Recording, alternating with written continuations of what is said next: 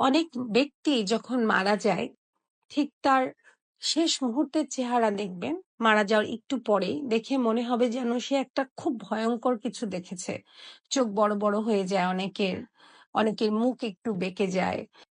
তাদের শরীরের অনেক কিছুর মধ্যেই তাদের কন্ট্রোল থাকে না। শেষ মুহূর্তে তারা শরীর ছেড়ে দেন। অনেকের নিঃশ্বাস অনেক জোরে, জোরে বের হতে থাকে। মনে হয় যেন খুব নিঃশ্বাস নিতে কষ্ট হচ্ছে এবং উনারা ভয়ংকরভাবে আকাশের দিকে তাকিয়ে থাকেন। হয়তো সামনে দেয়ালের দিকে তাকিয়ে আছেন। বুঝতেই পারছেন না আশেপাশে এত মানুষ উনাকে ঘিরে ধরে বসে আছে। এগুলো আসলে কেন হয়? এমন না যে মুমিন বান্দার সাথে এমন হতে পারে না।